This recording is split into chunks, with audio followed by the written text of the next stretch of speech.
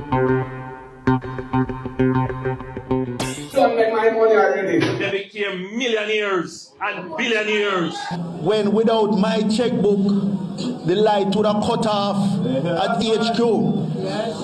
The phone would have cut off. Well, hello, JPU family. Welcome to another episode of Jamaica Politics Uncovered. Let me just take a brief moment to welcome our new subscribers over here.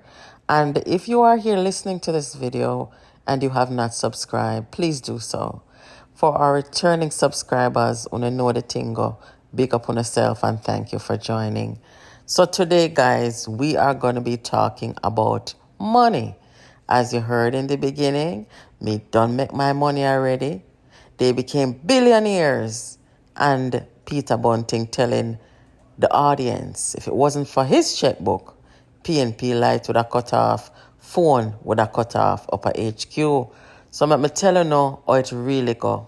Now, this conversation is not about a little bit of money. It's not about, no look at dollar bill, no look at $20 bill, no look at, you understand? It's big money we're talking here. We're talking about unprecedented financial activities where we've never seen this kind of thing before in our politics, where two guys could have benefited so heavily because of their connection with a political party, a major political party. Some of you already know that it all started with the PJ Patterson administration, where Omar Davis was the finance minister. He is the father of the devastating FINSAC financial meltdown, which happened in the 1990s. PJ Patterson left office around 2006-ish. The PNP lost the election in 2007. So this happened while the PNP was in office. We're going to talk about this briefly, and then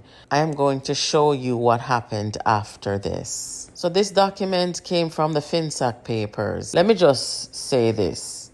Nobody knew Mark Golding before Omar Davis brought Mark Golding to Portia, introduced him to Portia, and convinced Portia to put Mark Golding in the Senate. We're going to talk about that later.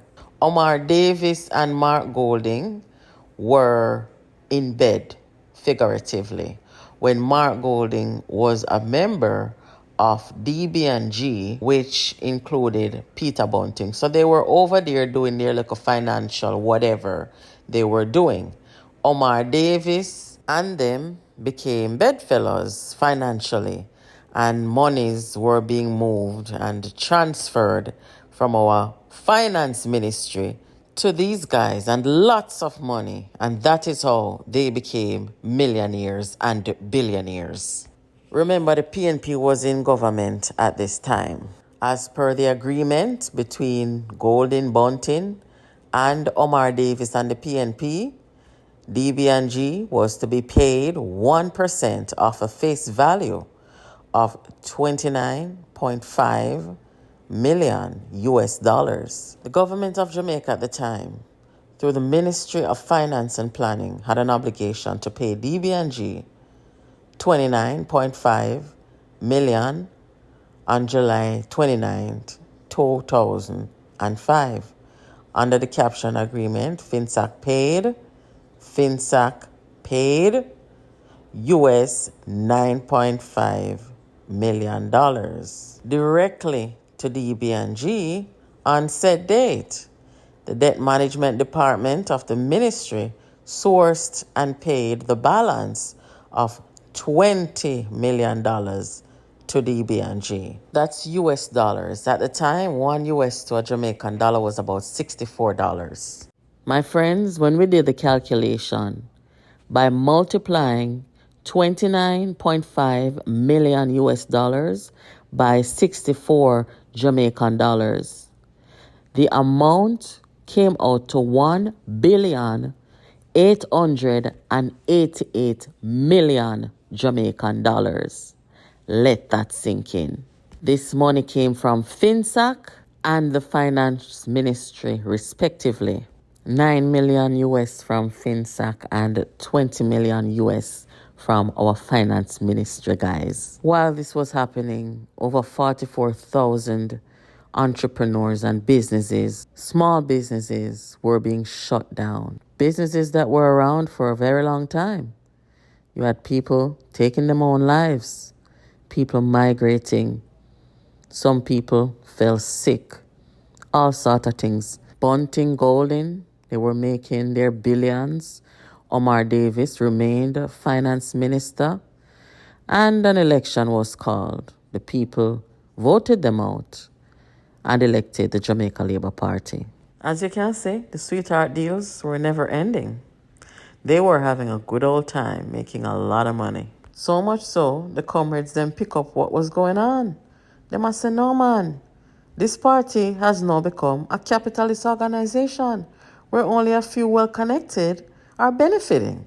Omar Davis introduced Mark Golding to Portia Simpson Miller as the party president, and Portia Simpson Miller brought him into the Senate. To be frank with you, due to all of the sweetheart deals and all the money that Mark Golding and Peter Bunting made off the PNP, there was kind of a deal, a mutual understanding that because you guys benefited so much, you can bankroll the party. Yes, if the light bill won't pay, you can pay the light bill, Bunting. You make millions, hundreds of millions, and billions of dollars off this party and off Jamaica. And that was the deal. That was the mutual understanding. Now, of course, Portia Simpson Miller was smart enough to not bring them near her finance ministry. She appointed Dr. Peter Phillips to the finance ministry. As you guys know, that was the right decision because Dr. Phillips was not going to carry out any kind of unscrupulous behavior and fattening pocket. He was there to work for the people, and that he did. During Portia's time as president of the PNP and as prime minister, Peter Bunting and Mark Golding quickly learned something very important. They learned that Portia Simpson Miller and the Peter Phillips of the PNP were not going to let them have their way financially like Omar Davis did and like PJ Patterson did. This was a whole different kind of ball game, and they were not going to play by the rules of the people who were working on behalf of the people, with Portia and Dr. Phillips. So they set out to get them out of the way. Peter Bunting started to organize the bloggers to undermine Portia on social media. He was the first person to say that he was going to challenge Portia. When he saw that he was not getting the support that he wanted and needed, he pulled back. He said, never mind, I won't challenge her. In the meantime, he was preparing himself to make moves. He wanted her out of the way and certainly wanted to get Dr. Phillips out of the way. So he was doing his little undermining, sabotaging behind the scenes using the bloggers on social media. By the time Dr. Phillips was in his third year of leadership, Bunting decided he was going to make his debut as the next leader of the PNP.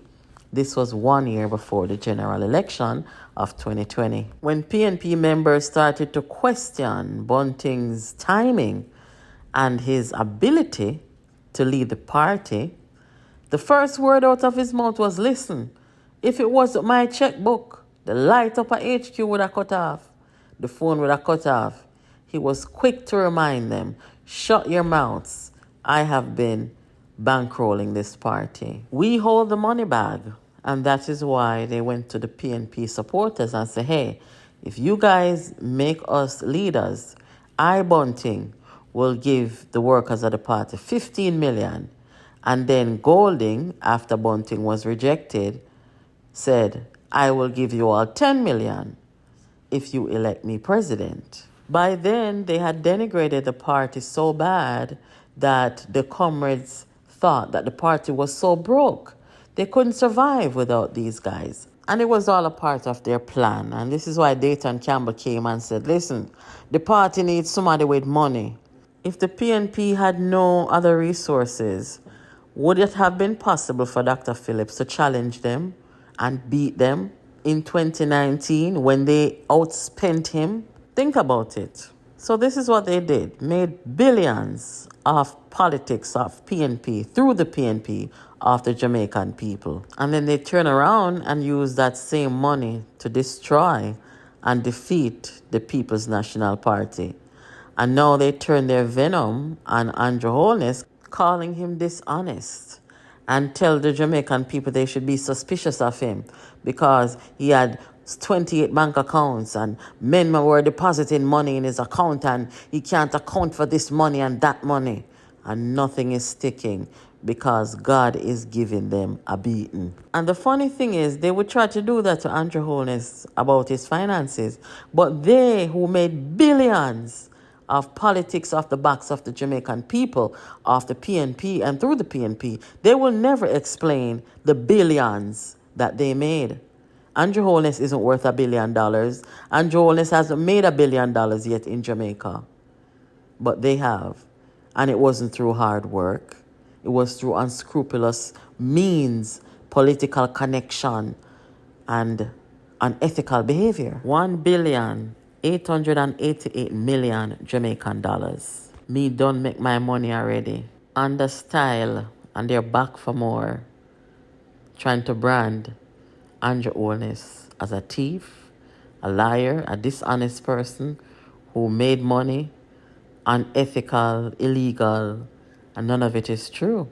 It's they who are the crooks and the fraudsters, or as Andrew Holness called them, the fake people, because we know they're not back about the people. They're back about what they plan to do. It's all about the money. Follow the money. Anyway, guys, this is Jamaica Politics Uncovered. We'll catch you in the next video. Thank you for watching. Make sure you're subscribed. Turn on your notification and tune in to our live broadcast on this channel. Invite your friends to come over here and hang out with us. Make sure you share our content, guys. Catch you in the next video.